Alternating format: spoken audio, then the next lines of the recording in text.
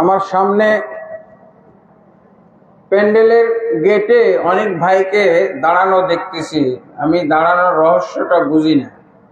হ্যাঁ, ওনারা কি বিদায়ের জন্য অপেক্ষা করতেছেন নাকি? কিছুক্ষণ দাঁড়িয়ে থেকে শুনেই চলে যাবেন, এই জন্য বসতে চাচ্ছেন না নাকি? আসেন আসেন, একটু বসেন।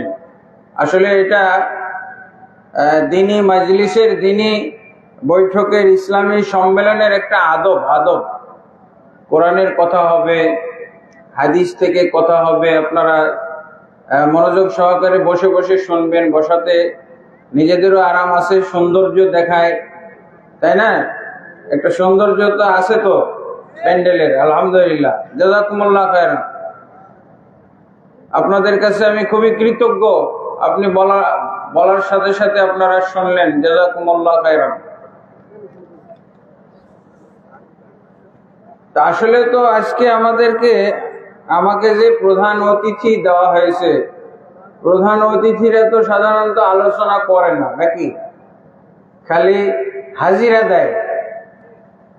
কিন্তু আসলে আমার মনে হয় একটু প্যাঁচ খাইছে। প্যাঁচটা হলো, যখন আমি শুনলাম যে একটা বড় ধরনের এরকম রেলের মাঠে সম্মেলন করতে চাচ্ছেন,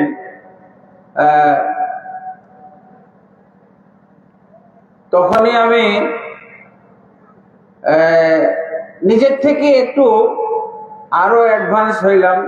বললাম যে তাহলে রাজবাড়ির যিনি জজ, উনি আমার খুব ঘনিষ্ঠ ব্যক্তি, সহিহ আকীদা উনি পছন্দ করেন, তো ওনাকে প্রধান অতিথি দিবেন, আমি এটার দায়িত্ব নেব। এটা বলা হয়েছিল। এই জন্য আরো উৎসাহিত হয়েছিলেন ভাইয়েরা যে তাহলে বড় মাঠেই করা যায়। যদি জজ সাহেব প্রধান অতিথি হিসেবে আসেন, তাহলে এখানেই করলে ভালো হবে। তো দুর্ভাগ্যক্রমে অনেকদিন যাবত তার সাথে যোগাযোগ ছিল না। ওনাকে যখন বললাম, তখন উনি বলছে আমি তো পোস্টিং হয়ে গেছি কুষ্টিয়ায়। তো ভাইয়েরা তখন আমাকেই প্রধান অতিথি বানাই দিয়েছে। মানে এরকম একটা কারণ হইতে পারে। তো প্রধান অতিথির মানে তো বক্তা না, আজকে আমি বক্তা না। হ্যাঁ, তাহলে তারপরও কিছু আলোচনা করব যদি আপনারা অনুমতি দেন।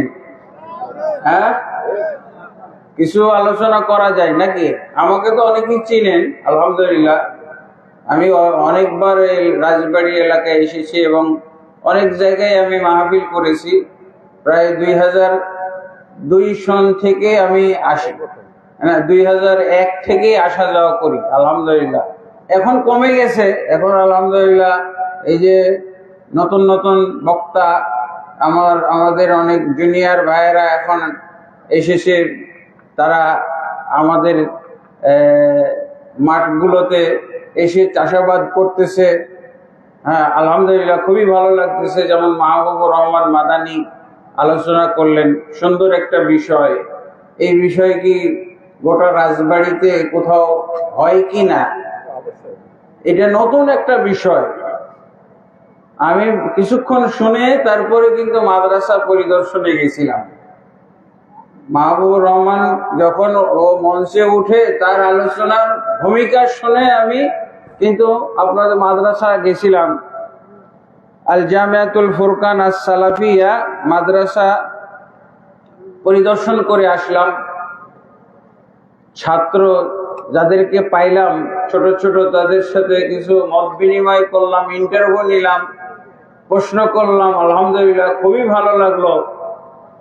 বিশুদ্ধ উত্তর, সহিহ আকীদা উপরে প্রশ্ন করলাম, সুন্দর জবাব পাইলাম, পুরস্কারও দিয়ে আসছি। আলহামদুলিল্লাহ, পুরস্কার দিয়ে আসছি। আলহামদুলিল্লাহ, 100-তে 100 নম্বরই পাইছি।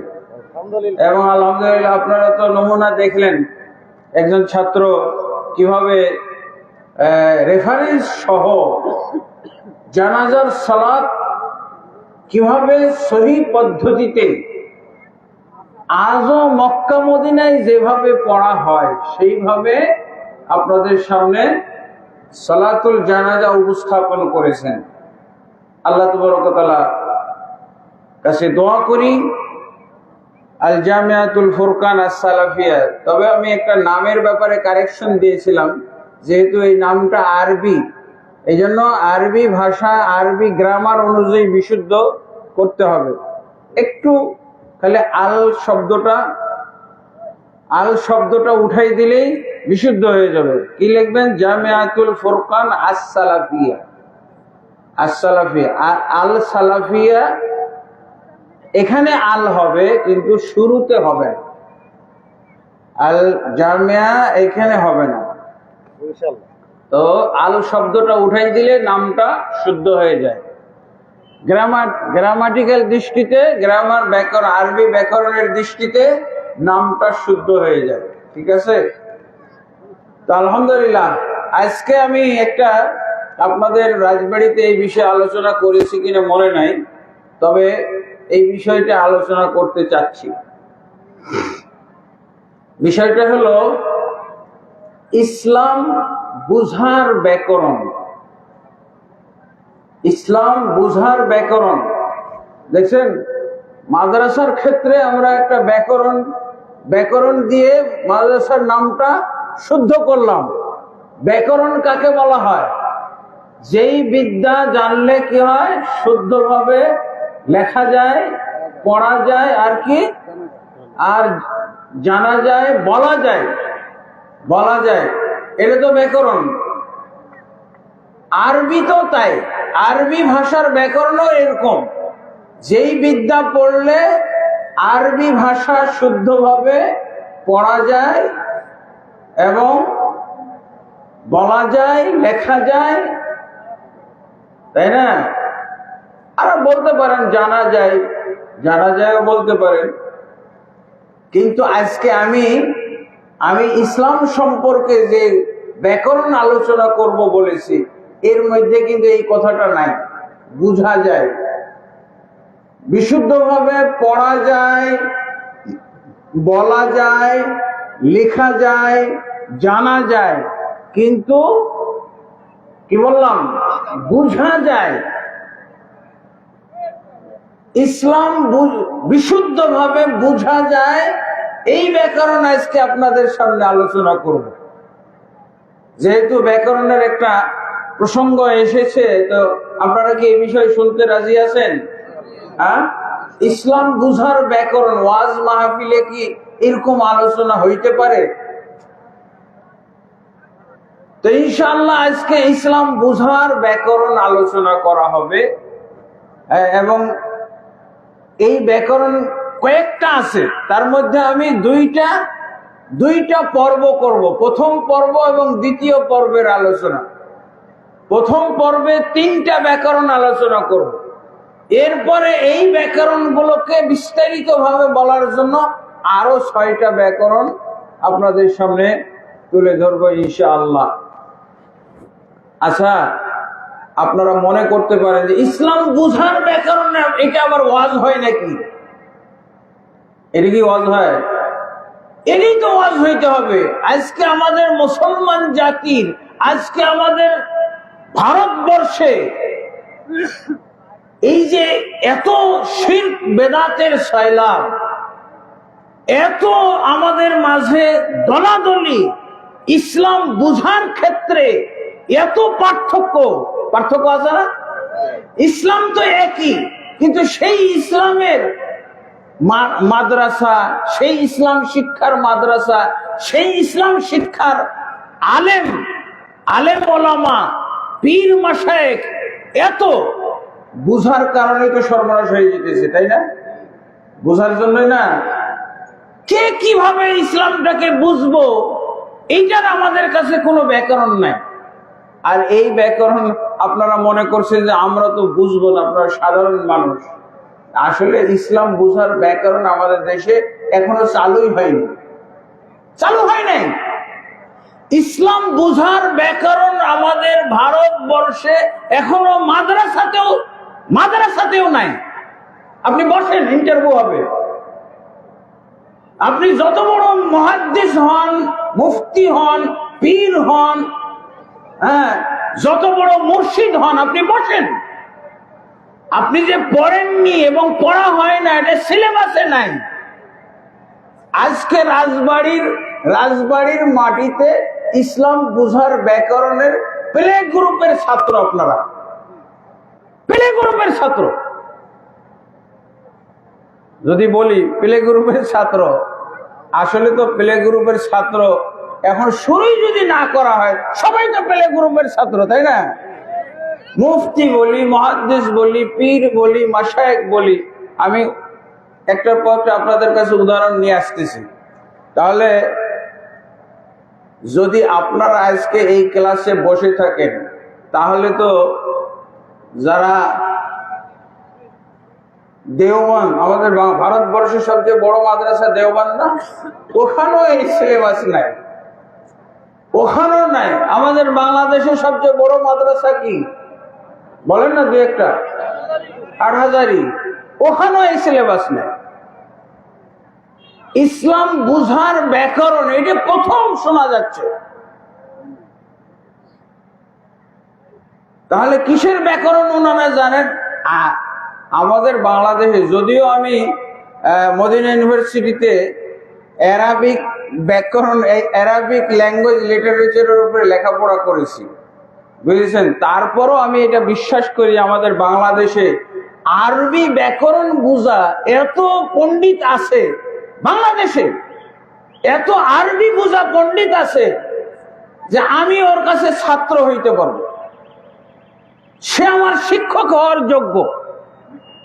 কিন্তু ইসলাম বুঝার ব্যাকরণের ক্ষেত্রে উনি প্লে গ্রুপের ছাত্র, প্লে গ্রুপের, উনি প্লে গ্রুপে এখনো ভর্তি হয় না। আপনারা হতে পেরেছেন, আপনারা হতে পেরেছেন, কিন্তু আমার চেয়েও যোগ্য আরবি ব্যাকরণে, আমার চেয়েও সে দক্ষ, অভিজ্ঞ, মহাপণ্ডিত। আমি তার কাছে হয়তো আরবি ব্যাকরণে 5 মিনিটও টিকবো না, এমন হইতে পারে, কিন্তু আমি দৃঢ়তার সাথে বলছি, ইসলাম বুঝার ব্যাকরণে উনি 1 মিনিটও টিকবেন না। আপনারা আগাই গেলেন না? তাহলে এখান থেকে আমি কি বুঝাইতে চাইলাম, এই ব্যাকরণে, এই ভূমিকার মাধ্যমে আমাদের দেশে মুফতি, মুহাদ্দিস, পীর, মাশায়েখ আর একজন নিরক্ষর, একজন মূর্খ লোক, একই সমান, কোনো পার্থক্য নেই। ওরা পড়তে হবে, আপনারও পড়তে হবে। আপনি আগাই গেলেন, আপনি অ্যাডভান্স আগিয়ে গেলেন, তাই না? গরম লাগছে। অনেকেই কিন্তু মনে করতেছে যে আর ব্যাকরণ বুঝবো না, আগে যায় নাকি, আর ব্যাকরণের এত কঠিন কঠিন ক্লাস, কঠিন আলোচনা আমরা বুঝবো না। আরে বুঝবেন না তো, বললাম তো, সবাই বুঝবেন, পানির মতো, একেবারে পানির মতো। কিন্তু ওই এলেম যদি নাই থাকে, আমাদের যদি সিলেবাসেই না থাকে, আমাদের যদি কারিকুলামের মধ্যেই না থাকে, মাদ্রাসার সিলেবাসে না থাকে, তো স্কুলের সিলেবাসে থাকতে পারে, ইউনিভার্সিটির সিলেবাসে থাকবে।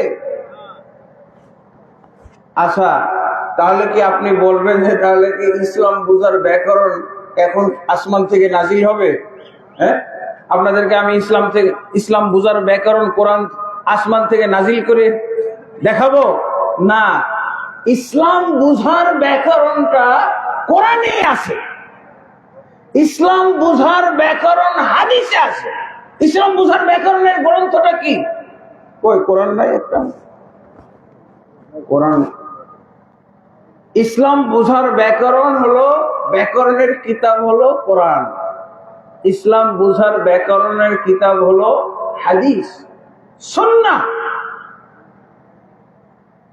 এই বিষয়ে, এই ব্যাকরণ বিষয়ে গবেষণা করতে করতে করতে এখন আমি একটা বইও লিখেছি, বইটা পাণ্ডুলিপি আকারে আছে। বইটার নাম হলো আমাদের বাংলাদেশে, বা বাংলাদেশে বিশেষভাবে যে সমস্ত হাদিস না বুঝে আমল করা হয়, বুঝাই হয়নি, আমল করেই যাচ্ছে,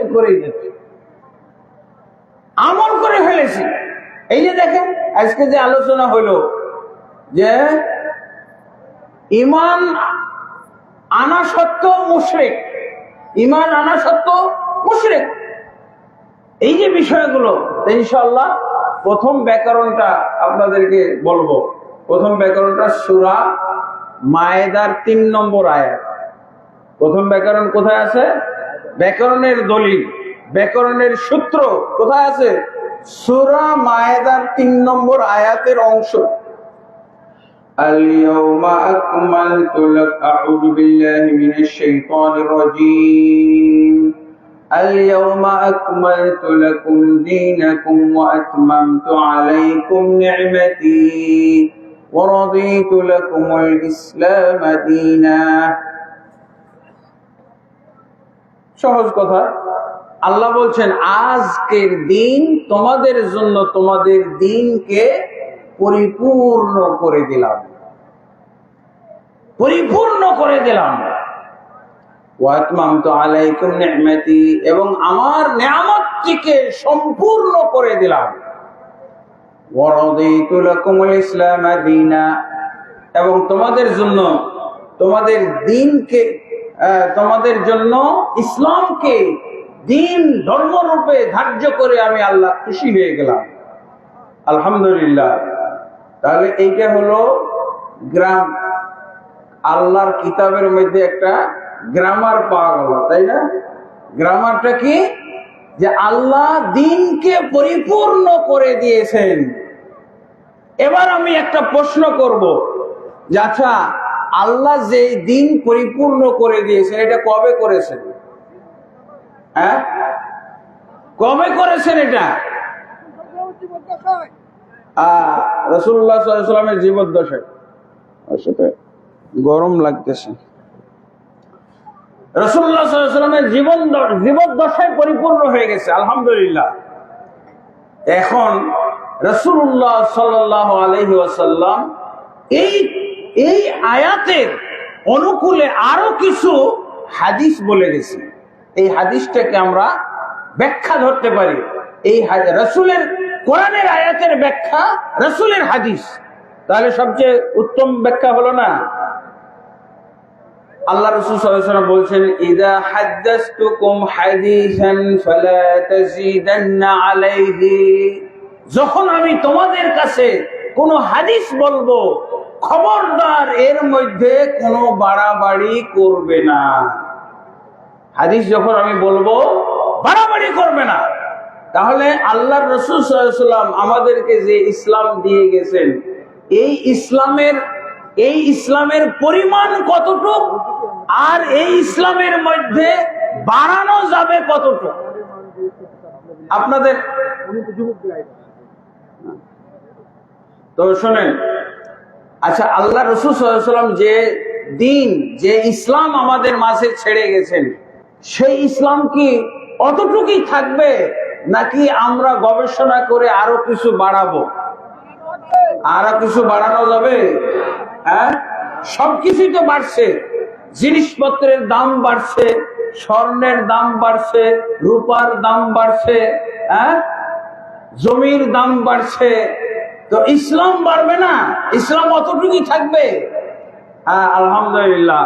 তাহলে প্রথম গ্রামার আমরা পাইলাম, আল্লাহ যে ইসলাম নাজিল করেছেন, রাসূল যে ইসলাম দিয়ে গেছেন, কোরআনে যে ইসলামের নাম শুনি আমরা, কোরআনে যে ইসলামের কথা শুনি, হাদিসে যে ইসলামের কথা শুনি, এই ইসলামের ব্যাপারে প্রথম ব্যাকরণ হলো বাড়ানো যাবে না।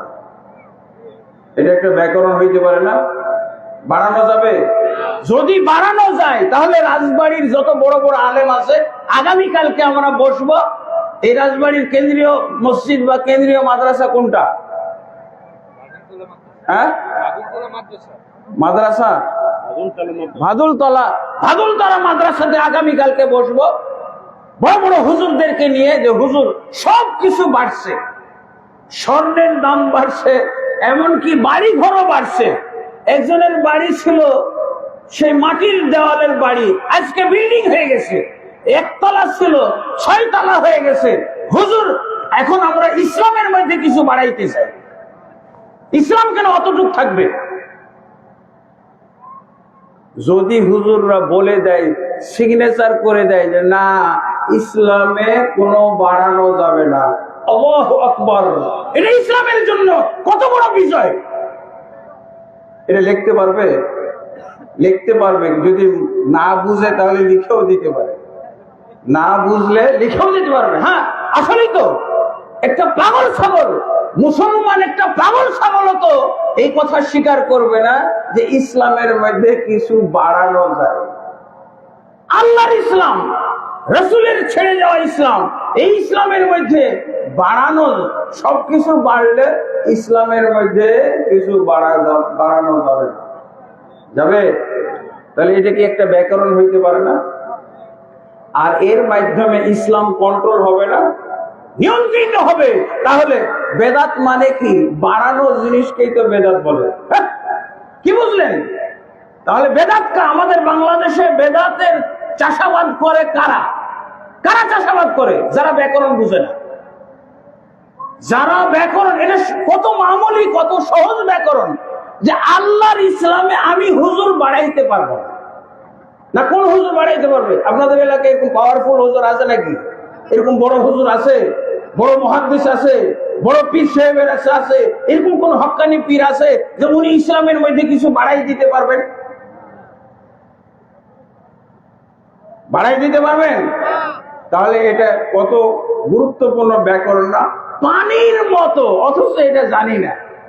জানি না দেখেই তো আমরা খালি বাড়তি গুলোই পালন করি। এমন বাড়াইছি ইসলামের মধ্যে, এখন শুধু বাড়তি গুলোই আছে। ওই যে বলে না, বাজারে গিয়ে একটা ঘটনা শুনছিলাম যে ভাই, আমি যদি 1 কেজি মাছ নেই তো খাও কত পিস, বাড়তি কিছু দিবে না কেউ। তো বাড়তি দিতে চাইছে, এইটি বাড়তি দিব, বলছে এইটিতেই আমার হয়ে যাবে। আমাদের অবস্থায় আল্লাহর ইসলাম, রাসূলের ইসলাম বাদ দিয়ে আমরা বাড়তি জিনিস নিয়ে পড়ে আসি। আর হুজুর সিগনেচার করতে চায় না।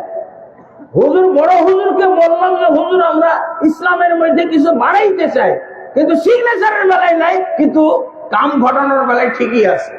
বাড়িয়ে গেছে না? আজকে এই মাঠে মজা পাচ্ছে না কেন? এই মাঠটা ভর্তি হলো না কেন? এখানে যদি নবী সালাম আলাইকা হুজুর নিয়ে আসতেন, ইল্লাল্লাহ ইল্লাল্লাহ জিকিরের যদি হুজুর আনা হইতো, গোটা মাঠ ভর্তি হয়ে যেত, একটু জায়গা পাইতো না। পাওয়া যেত, অনেক পাওয়া যেত। যদি ইল্লাল্লাহ ইল্লাল্লাহ এখনই জিকিরটা শুরু করে। হ্যাঁ, আমি একবার এক জায়গায় গেলাম, আমাকে বক্তা করছে, কিন্তু বক্তা, প্রধান বক্তা আলহামদুলিল্লাহ শেখ আব্দুল্লাহ, আমাদের ছেলে তুল্য, তার বাবা আমার বন্ধু মানুষ। সে আব্দুল্লাহ আপনাদের আজকের প্রধান বক্তা, উনি কাছাকাছি চলে এসেছেন, কাছাকাছি চলে এসেছেন আপনারা। হ্যাঁ হ্যাঁ হ্যাঁ, যারা ওনাকে রিসিভ করে নিয়ে আসার কথা, পথ দেখায়, হ্যাঁ, তারা যেতে পারেন, তাকে রিসিভ করে নিয়ে আসেন। আলহামদুলিল্লাহ, ওনার খাওয়া দাওয়া, ওনার খোঁজ খবর রাখা, ওনার কি লাগবে, আসার পরে তো প্রয়োজন আছে না, কিছু ফ্রেশ হওয়ার ব্যাপার আছে, তো ইনশাল্লাহ। তো কি বলছিলাম? আচ্ছা ভাই, এটা কি ব্যাকরণ না? এই ব্যাকরণের কিতাব আছে? এই ব্যাকরণটা কোনো কিতাবে আছে? কিতাবে নাই। এটা কিতাবে, এটা সিলেবাসে না অন্তর্ভুক্ত করার কারণে বাড়াইতে বাড়াইতে বাড়াইতে অবস্থা, ইসলামের অবস্থা খারাপ করে ফেলছে। এখন আল্লাহর রাসূলের ছেড়ে যাওয়া ইসলামের খোঁজ খবর নেই না, আমরা বাড়তি জিনিসগুলো নিয়ে মাতামাতি করি, বাড়তি জিনিস নিয়ে পড়ে আসি। কি আল্লাহ রাসূল সাল্লাল্লাহু আলাইহি ওয়াসাল্লাম যে আমাদেরকে ইসলামটাকে কন্ট্রোল করে দিয়ে গেছেন কিসে? 5 ফরজের মধ্যে। কয়টা ফরজ? জিবরিল আলাইহিস সালাতু ওয়াস সালামের কাছে কয়টা ফরজের কথা বলেছিলেন? 5টা ফরজ না? আপনারা কয়টা জানেন? ইসলামের ফরজ কয়টা? 5টা। আগামী কালকে আমরা মিটিং বসবো, এই 5টা আর থাকবে না, 10টা করতে হবে। সিগনেচার করবে কেউ? হ্যাঁ, আপনারা সিগনেচার করবে যে সেই রাসূলের যুগ থেকে ইসলামের ফরজ 5টা থাকবে কেন? আরো বাড়ানো লাগবে। সিগনেচার করবে না, বাড়ানোর পক্ষে সিগনেচার করবে না, কিন্তু কাম ঘটাই দিছে ঠিকই। আর এটা আরো ফরজ বাড়াইছে না, মাযহাব মানা কয় নম্বর ফরজ? মাযহাব মানার ফরজটা কত? 5 নম্বরের মধ্যে আছে, 5 নম্বরের মধ্যে আছে। দেখবেন যে ওর কালেমা নিয়েও মাথা খামা নাই, সালাত নিয়েও মাথা খামা নাই, যাকাত নিয়েও মাথা খামাখামি নাই, ওর সিয়াম নিয়ে অত মাথা খামাখামি নাই। আমি যদি এখনই বলি যে সালাত ত্যাগ করলে কি হবে, যদি সালাত ত্যাগকারীর ব্যাপারে বিধান জানতে চান বড় হুজুরের কাছে, আমরা রাজবাড়ির বড় হুজুরের কাছে যদি সালাত ত্যাগকারীর বিধান জানতে চান, যে ব্যক্তি 5 ওয়াক্ত সালাত ছেড়ে দেয় সে কি মুসলমান না অমুসলিম না কাফের? হ্যাঁ, কিন্তু বড় হুজুর ঠিকই বলবে যে ও মুসলমান। বড় হুজুর ঠিকই বলবে যাকাত দিচ্ছে না, মুসলমান না কাফের? মুসলমান। হজ উমরা পালন করে না, সে মুসলমান না কাফের? মুসলমান। কিন্তু যদি বলেন যে হুজুর ও কিন্তু মাযহাব মানে না, কি বলবে? মুসলমান বলবে? শেষ। আসে না এরকম? এটা বাড়তি না? 6 নম্বর ফরজ ছেড়ে দেওয়াতে মুসলমান থাকছে না, কিন্তু নামাজ ছেড়ে দিলে হুজুরের কাছে মুসলমান। আমাদের একটা বই আছে সালাত ত্যাগকারীর বিধান, এই বইটা আপনারা পাইছেন? আমার বইগুলো আলহামদুলিল্লাহ আমার গাড়িতে আছে, যে আব্দুল মালিক ভাই উনি দায়িত্ব নিছেন আমার বইগুলো প্রচার করেন। হ্যাঁ, সালাত ত্যাগকারীর বিধান, নামাজ ছেড়ে দিলে যে একজন মুসলমান কাফের হয়ে যায়। এবং ইসলাম, আল্লাহ রাসূল সাল্লাল্লাহু আলাইহি ওয়াসাল্লাম, জিবরিল আলাইহিস সালাম উভয় মিলে মিটিং করে সাহাবীদের সম্মেলনে এটা সিদ্ধান্ত পাকাপোক্ত হয়ে গেছে যে ইসলাম হলো 5 ফরজের নাম, কালেমা, নামাজ বা সালাত, তারপরে যাকাত, সিয়ামে রমজান, হজ বাইতুল্লাহিল হারাম। এই 5টা ফরজ হলো ইসলাম। 6 নম্বর ফরজ আল্লাহ রাসূল বলেননি। কিন্তু আমাদের সমাজে যেই হুজুররা ইসলাম বাড়াইতে চায় না, ঠিকই 6 নম্বর ফরজ নিয়ে বেশি মাতামাতি করে। আমরা বলছি নামাজ ছেড়ে দিলে কাফের হয়ে যায়, মুরতাদ হয়ে যায়, আর ওরা বললে যে নামাজ ছাড়লেও কাফের মুরতাদ হয় না, মাযহাব ছেড়ে দিলে মুরতাদ হয়ে যায়। ইন্না লিল্লাহি ওয়া ইন্না ইলাইহি রাজিউন। এটা গ্রামার না বুঝার কারণে হয়েছে না? গ্রামার না বুঝার কারণে হয়েছে। হ্যাঁ, তারপরে আরেকটা বিষয় আমরা বলতে পারি যে আল্লাহ রাসূল সাল্লাল্লাহু আলাইহি ওয়াসাল্লাম যা আমাদেরকে দিয়ে গেছেন এর মধ্যে কি কমানো যাবে? ফরজগুলো কি কমানো যাবে? রাসূলুল্লাহ সাল্লাল্লাহু আলাইহি ওয়াসাল্লাম ইসলাম আমাদেরকে যা দিয়ে গেছেন এর মধ্যে কমানো যাবে না। এটা একটা ব্যাকরণ না? কমানো যাবে না। আসেন কালকে মিটিং করি আমরা বড় বড় মাদ্রাসায়, কেন্দ্রীয় মসজিদে বড় বড় হুজুর দিয়ে মিটিং করি যে হুজুর বর্তমান যুগের মানুষ খুব ব্যস্ত, একটু ইসলাম কাটছাট করা লাগবে, কিছু কমানো হবে। আসেন সিগনেচার আমরা পাস করব, কিছু কমাবো, কমিয়ে আমরা সিগনেচার করব সবাই মিলে, আজকে থেকে ইসলাম কাটছাট করা হলো, আজকে এতটুকু মানলেই চলবে। সিগনেচার করবে? তাহলে কেন করবেন? তাহলে কিভাবে আমরা যেখানে রাজি হচ্ছি না যে ইসলাম কিছু কমানো যাবে, তাহলে 5 ফরজের ইসলাম আমাদেরকে পালন করতে হবে।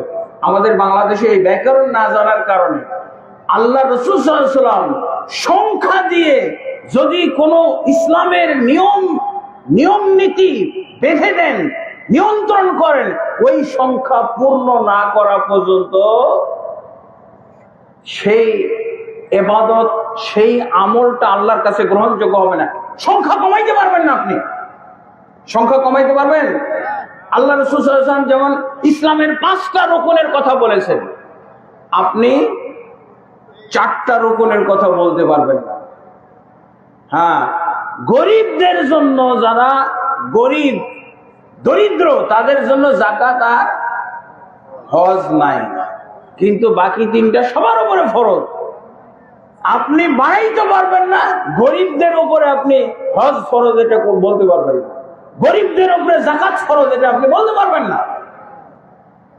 তেমনি ভাবে আপনি নামাজ কমাইতে পারবেন না, নামাজ কমাইতে পারবেন না। এই জন্য কোন ব্যক্তি বেনামাজি হওয়ার জন্য এক ওয়াক্ত নামাজ যদি কমাই দেয় সেই বেনামাজি। ইসহাক বিন রাহওয়ে, ইমাম বুখারী রাহমাতুল্লাহ আলাইহির উস্তাদ ইসহাক বিন রাহওয়ে বলছেন যে আমার আল্লাহ রাসূলের যুগ থেকে আমার যুগ পর্যন্ত কোন ব্যক্তি যদি এক ওয়াক্ত নামাজ বিলম্ব করতো, এক ওয়াক্ত নামাজ না পড়ে পরবর্তী ওয়াক্ত চলে আসতো, তাহলে ওই ব্যক্তিকে কাফের ধরা হইতো, ওই ব্যক্তিকে কাফের ধরা হইতো। তাহলে কমানো যাবে না। আল্লাহ রাসূল সাল্লাল্লাহু আলাইহি ওয়াসাল্লাম যা আমাদেরকে ইসলামের মৌলিক বিষয়গুলো, ফরজ বিষয়গুলো, অবশ্য কর্তব্য যে বিষয়গুলো বলে দিয়েছেন, এর মধ্যে কমানো যাবে না। এমনকি নফলের মধ্যেও কমাইতে পারবো না। নফলের মধ্যে যেমন ধরেন যে আমরা যেটা বলতেছি আফদালুল যিকরি লা ইলাহা ইল্লাল্লাহ, উত্তম জিকির হলো লা ইলাহা ইল্লাল্লাহ। উত্তম জিকির কি লা ইলাহা ইল্লাল্লাহ নাকি ইল্লাল্লাহ ইল্লাল্লাহ? হ্যাঁ, তো উত্তম এই যে ইল্লাল্লাহ ইল্লাল্লাহ জিকির, এটা কি পরিপূর্ণ নাকি নাকি কম? কমানোর অধিকার দিল। এই জন্যই তো বলছিলাম যে গ্রামার না জানার কারণে যত বেদাত, ইসলামের মধ্যে ঝামেলা সৃষ্টি হয়েছে এই ইসলাম না বুঝার ব্যাকরণের কারণে। কমানো যাবে না। আল্লাহ রাসূল সাল্লাল্লাহু আলাইহি ওয়াসাল্লাম স্পষ্ট বলে দিয়েছেন আফদালুল যিকরি লা ইলাহা ইল্লাল্লাহ, সর্বোত্তম জিকির হলো লা ইলাহা ইল্লাল্লাহ। এটা হলো পরিপূর্ণ জিকির। এই পরিপূর্ণতাটাকে আপনি ভাঙতে পারবেন না, ঘটাইতে পারবেন না, কমাইতে পারবেন না। কোথায়? রাসূলুল্লাহ সাল্লাল্লাহু আলাইহি ওয়াসাল্লাম সাহাবীদেরকে এইভাবেই শিক্ষা দিয়েছিলেন যে তিনি ইসলাম সম্পর্কে যা বলবেন, ইবাদত এবং আমল সম্পর্কে যা বলবেন, এর মধ্যে কমানো যাবে না, বাড়ানো যাবে না। এক সাহাবীকে আল্লাহ রাসূল সাল্লাল্লাহু আলাইহি ওয়াসাল্লাম ইসলাম সম্পর্কে বলেছিলেন বা জান্নাতে যাওয়ার ব্যবস্থাপত্র বলেছিলেন, জান্নাতে কি কি কাজের মাধ্যমে যেতে পারবে। তো আল্লাহ রাসূল ওই ইসলামের রুকনগুলো, ইসলামের ফরজগুলো বলেছিলেন। তারপরে ওই সাহাবী কি বলেছিলেন? লা আযীদু আলা হাযা ওয়ালা আনকুসু। হে আল্লাহ রাসূল, আপনি যা বলে দিলেন এর মধ্যে কমও করব না, বেশিও করব না। দেখছেন রাসূল সাল্লাল্লাহু আলাইহি ওয়াসাল্লামের কাছ থেকে কি ব্যাকরণ শিখেছিল সাহাবায়ে কেরাম। আল্লাহ রাসূল সাল্লাল্লাহু আলাইহি ওয়াসাল্লাম যা বলবেন ইবাদতের ব্যাপারে, ফরজের ব্যাপারে, মৌলিক ইবাদতের ক্ষেত্রে যা বলবেন, বাড়ানো যাবে না, কমানো যাবে না। যদি বাড়ায় তাহলে কি হবে? আল্লাহর ইসলাম থাকবে না। তখন ওটা কি হবে? হুজুরদের ইসলাম, ও রাজবাড়ির ইসলাম হলো। যে ইসলামের মধ্যে বাড়ানো হয়, বলগাহীন ভাবে আমি ইচ্ছা মতো বাড়াইতে থাকবো, ওটা আল্লাহর ইসলাম না, ওটা হলো রাজবাড়ির ইসলাম, ওটা হুজুরের ইসলাম। আর ওই ইসলাম হলো আল্লাহর, যে ইসলামের মধ্যে বাড়ানো হবে না, কমানো হবে না।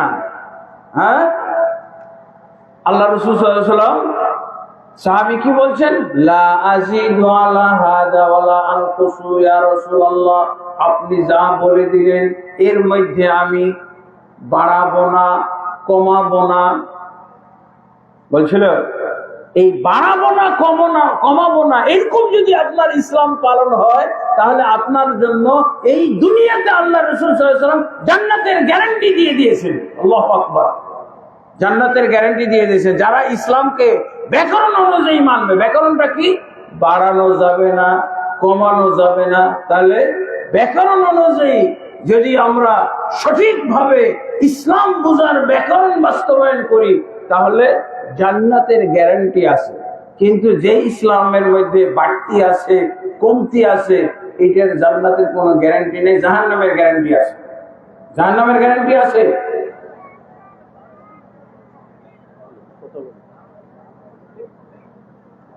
যে ইসলামের মধ্যে বাড়ানো যায়, কমানো যায়, এর ভিত্তিতে কি আছে? জাহান্নামের গ্যারান্টি আছে।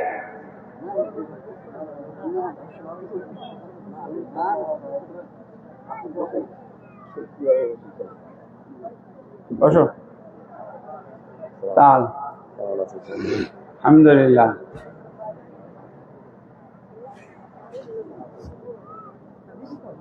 খুব কঠিন আলোচনা হইতেছে।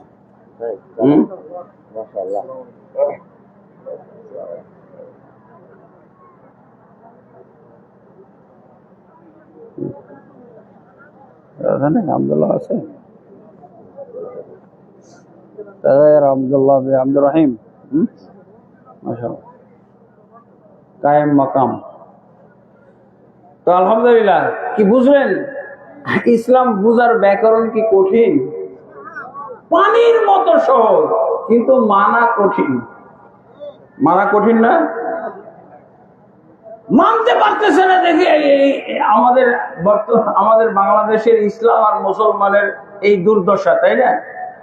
এই যে আপনি সিগনেচার নিতে পারলেন না যে কিছু ইসলাম সংকোচন করা হবে, ইসলামের মধ্যে কিছু আমরা হালকা করব, সেই সিগনেচার দিতে পারলো না, কিন্তু ইল্লাল্লাহ ইল্লাল্লাহ ঠিকই চালু হয়েছে। ইল্লাল্লাহ চালু করলো, এটা ইসলামের মধ্যে একটা জিকিরের মধ্যে সংকোচন করা হলো না। সংকোচন করার কোন উপায় আছে? রাসূলুল্লাহ সাল্লাল্লাহু আলাইহি ওয়াসাল্লাম আর একটা হাদিস বলে আমি শেষ করব। যেহেতু আজকে প্রধান আলোচক চলে এসেছে,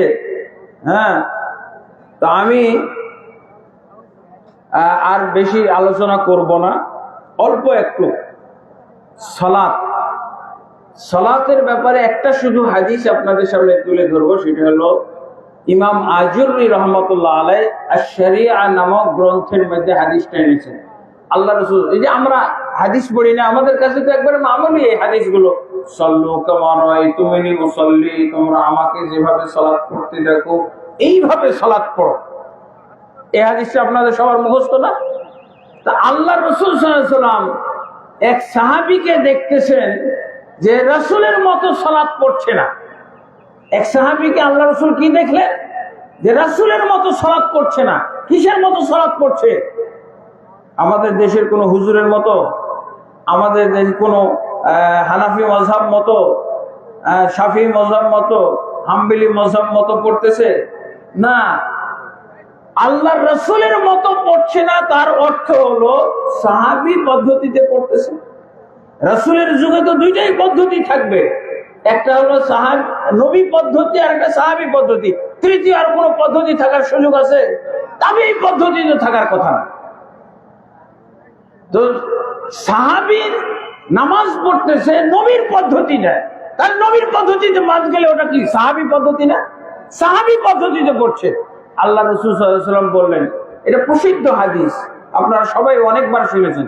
আল্লাহ রাসূল সাল্লাল্লাহু আলাইহি ওয়াসাল্লাম এই সাহাবীকে বললেন, ইরজি ফাসাল্লি ফাইন্নাকা লাম তুসাল্লি, এই সাহাবী তুমি ফিরে যাও, আবার সালাত পড়ো, তোমার সালাতটা মোটেও হয়নি, মোটেও হয়নি তোমার সালাত।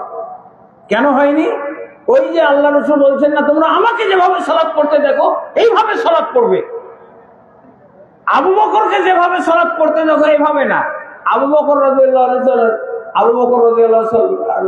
আনহুর কি নিজস্ব কোনো পদ্ধতি ছিল? আবু বকর রাদিয়াল্লাহু আনহুর দাম এত কেন? রাসূলকে অনুসরণ করতেন, রাসূলের পদ্ধতি মেনে উনি আমল করতেন, এই জন্য আবু বকর রাদিয়াল্লাহু আনহু এত দাম। এখন সাহাবী পদ্ধতিতে নামাজ হয়েছে, আল্লাহ রাসূল নামাজটাকে ক্যান্সেল করে দিয়েছেন। তুমি ফিরে যাও, আবার সালাত পড়ো, তোমার সালাতটা হয় নাই। কয়বার পড়েছিল এই সাহাবী? আপনারা হাদিসটা পড়েছেন, এই জন্য আমি এত বিস্তারিত বলছি। কয়বার পড়েছিল? 3 বার। এই যে আলহামদুলিল্লাহ 3 বার পড়েছিলেন, 3 বারই আল্লাহ রাসূল সাল্লাল্লাহু আলাইহি ওয়াসাল্লাম ক্যান্সেল করে দিয়েছেন। আচ্ছা, নবী সাল্লাল্লাহু আলাইহি ওয়াসাল্লাম মতো সাহাবী নামাজ পড়লেন না, তাই আল্লাহ রাসূল সাল্লাল্লাহু আলাইহি ওয়াসাল্লাম সেই নামাজকে ক্যান্সেল করে দিলেন। তার অর্থ হলো কি? যে সাহাবী পদ্ধতির নামাজও চলবে না। কোন পদ্ধতির নামাজ পড়তে হবে? নবী পদ্ধতির নামাজ পড়তে হবে। এই সাহাবী কি করেছিলেন? এই সাহাবী ওই যে ব্যাকরণে ভুল ছিল, কমায়া কমায়া পড়ছে। রাসূল সাল্লাল্লাহু আলাইহি ওয়াসাল্লাম যেভাবে শিক্ষা দিয়েছিলেন, সেই সালাতের মধ্যে অনেক ঘাটতি ছিল, নিয়মের অনেক ঘাটতি ছিল। আল্লাহ রাসূল সাল্লাল্লাহু আলাইহি ওয়াসাল্লাম শুধু সালাত বাতিল করেননি। আমি যেই হাদিসটা বলতে চেয়েছিলাম, একজন সাহাবী রাসূল সাল্লাল্লাহু আলাইহি ওয়াসাল্লামের সাথে সামনে সালাত করছে, লা ইউতিম্মু রুকুআহু ওয়া লা সুজুদাহু। আল্লাহ রাসূল সাল্লাল্লাহু আলাইহি ওয়াসাল্লাম এক সাহাবীকে সালাত করতে দেখছেন, সেই সালাতটার মধ্যে রুকু সে পরিপূর্ণভাবে করছে না। পরিপূর্ণ রুকু করছে না তার অর্থ কি? ত্রুটিপূর্ণ। পরিপূর্ণ মানে পরিপূর্ণ করছে না তার অর্থ হলো ত্রুটিপূর্ণ, ঘাটতি। হাফ রুকু বলেন না, হাফ রুকু জানেন আপনারা? এখন তো আমি বসে আছি, দেখাইতে পারবো না হাফ রুকু কাকে বলা হয়। মানে ওনার সময় নেই পুরোপুরি বাঁকা হওয়ার, একটু খালি মহিলাদের মতো রুকু। আপনাদের এলাকায় মহিলাদের আলাদা নামাজ আছে না? হ্যাঁ, নবী সাল্লাল্লাহু আলাইহি সাল্লাম তো সাহাবী পদ্ধতি ক্যান্সেল করে দিলেন, অথচ আমাদের যুগে আমরা হানাফি পদ্ধতি, শাফি পদ্ধতি, হাম্বলি পদ্ধতি, শিয়া পদ্ধতি, সুন্নি পদ্ধতি, এমনকি আমরা পদ্ধতির ক্ষেত্রে জেন্ডার বানাইছি, মহিলা পদ্ধতি, পুরুষ পদ্ধতি। আমাকে অনেক জায়গায় বলছে যে কি মহিলার মতো করে নামাজ পড়ে কেন? আপনারা শুনছেন কি না জানি না। হ্যাঁ, আমি এক আরব আলেমকে নিয়ে এক মসজিদে ঢুকেছি, নামাজ পড়ছি। তো একজন মুসলিম উত্তরা 4 নম্বর সেক্টর, উনি আমাকে ডাকছে যে আমি উত্তরা 4 নম্বর সেক্টরে মসজিদের পাশে বাসা ভাড়া নিয়েছি, তো এই মসজিদে আমি একটা দাস দেব, তুমি অনুবাদ করো। তো আমি আসছি অনুবাদ করার জন্য। মাগরিবের নামাজ পড়েছি। উত্তরাওয়ালাদের সবারই তো টাকা বেশি, টাকা বেশি থাকলে পরোয়া করে না, সবার বিরুদ্ধে। হুজুরকে তো মানুষই মনে করে, হুজুর মানে টাকাওয়ালা হইলে হুজুরদের তো মানুষই মনে করে, তাই না? তো ওই মেহমান, আমি ওনার অন্য কাতারে আছি, তো ওই আরব আলেম ওনাকে দেখে বলতেছে, চেহারা সুরত আলেমের মতো লাগে কিন্তু নামাজ পড়তে জানে না, মহিলার মতো নামাজ পড়ে। গোটা মসজিদের মধ্যে হইছে শুরু করে দিয়েছে লোকটা, মনে হয় জীবনের প্রথম এরকম নামাজ দেখতেছে। বলতেছে দেখতে আলেম মনে হয় কিন্তু নামাজ পড়তে জানে না, মহিলার মতো করে পড়ে। নাউজুবিল্লাহ। তা আমি এর হইছে শুনে আমার মিজাজটা খারাপ হয়ে গেছে। তারপরে খালি নামাজের মধ্যে নড়াচড়া করে, ওই যে রফুল এজেন করে, এটাকে বলতে নড়াচড়া করে, খালি নড়াচড়া। নামাজের মধ্যে নড়াচড়া করে আর মহিলার মতো নামাজ পড়ে। তো উনি তো কিছু বুঝে না, বাংলা বুঝে না, উনি খালি তার কথা শুনে বুঝতেছে যে কি যেন বকতেছে, তো হাসতেছে, আমি বললাম যে এই শোনেন, আপনার ইমামকে জিজ্ঞেস করেন, এই যে আরব ব্যক্তি, উনি আরব, উনি বাংলায় কথা বলতে পারেন, আপনার টাকা আছে দেখেই ওনার বিরুদ্ধে এরকম আপনি মন্তব্য করতেছেন। আপনার ইমামকে জিজ্ঞেস করেন, উনি যেভাবে নামাজ পড়েছে ওই নামাজ হাদিসে আছে কিনা জিজ্ঞেস করেন ইমামকে। ইমাম বলছে যে এটাও ঠিক ওটাও ঠিক, তাও তো চলে, বুঝছেন না? কিন্তু অনেক ফিতনাবাজ ইমাম আছে, বুঝে না এটা চলে না, এটা হলো কি লামাজহাবীদের নামাজ, এটা লামাজহাবীদের নামাজ। হ্যাঁ, আলহামদুলিল্লাহ। তো বুঝছেন তো, আমি খালি এই হাদিসটা তর্জমা করতে, রাসূলুল্লাহ সাল্লাল্লাহু আলাইহি ওয়াসাল্লাম দেখতেছেন সাহাবীকে লা ইউতিমু রুকুআহু, হাফ রুকু হাফ সিজদা করতেছে। হাফ রুকু বুঝেন তো, বুঝালাম ওইটা। আর হাফ সিজদা, কতজন মুসল্লিকে দেখবেন, একে নামাজে দেখলে বুঝবেন ও কত ব্যস্ত মানুষ। রুকুই হাফ করে ফেলছে, সিজদা হাফ করতেছে। অবশ্য আমাদের কিতাবেও লেখা আছে, নুরুল আনোয়ার কিতাবে লেখা আছে, সিজদা হলো ওয়াজউল জাবহা আলাল আরদ, মানে জমিনে খালি কপালটা ঠেকাইলেই সিজদা হয়ে যাবে। এটা কিতাবের সিজদা হয়ে গেল, হাদিসেরটা হইল না। আল্লাহ রাসূল সাল্লাল্লাহু আলাইহি ওয়াসাল্লাম দেখতেছেন এই সাহাবীকে লা ইউতিমু রুকুআহু, এই রুকু পুরা করতেছে না, সিজদাটাও পুরা করতেছে না। আল্লাহ রাসূল তার নামাজটা দেখে দাঁড়িয়ে আছে, দাঁড়িয়ে নামাজের ব্যাপারে ফতোয়া দিলেন। কি বললেন ফতোয়াটা জানেন? সেই ফতোয়া বললেন, লাউ মাতা হাযা আলা হালিহি হাযিহি লামাতা আলা গায়রি মিল্লাতি মুহাম্মাদিন সাল্লাল্লাহু আলাইহি ওয়াসাল্লাম। এই লোকটা যদি মৃত্যুবরণ করে, এই ধরনের নামাজ পড়ে যদি তার মৃত্যু ঘটে, তাহলে এই লোকের মৃত্যুটা মুহাম্মদ সাল্লাল্লাহু আলাইহি ওয়াসাল্লামের ধর্মের উপরে হবে না। আল্লাহু আকবার। কি কারণ? কমাই ফেলছে, নামাজ পড়েছে ঠিকই কিন্তু রুকুটা কমিয়ে ফেলেছে, পরিপূর্ণ করে নাই, ত্রুটিপূর্ণ হয়ে গেছে, সিজদাটা ত্রুটিপূর্ণ হয়ে গেছে। এই জন্য আল্লাহ রাসূল সাল্লাল্লাহু আলাইহি ওয়াসাল্লাম কি বললেন? এই লোক যদি এরকম সালাত পড়ে মৃত্যুবরণ করে, তো এই লোকের মৃত্যুটা মুহাম্মদের ধর্মের উপরে হবে না, কার ধর্মের উপরে হবে তাহলে বলেন? অন্য ধর্মের উপরে হবে। নাউজুবিল্লাহ। কারণ কি? রাসূল সাল্লাল্লাহু আলাইহি ওয়াসাল্লামের বিরোধিতা করার জন্য ইবাদত লাগবে। আপনি এই জ্ঞান বিজ্ঞান চর্চা করে রাসূলের বিরোধিতা হবে না, চাষাবাদ করে দুনিয়াবি কাজ করে রাসূলের বিরোধিতা হবে না। রাসূলের বিরোধিতার জন্য ইবাদত বেছে নিতে হবে, কোন একটা দোয়া। তাহলে কি বলছিলাম?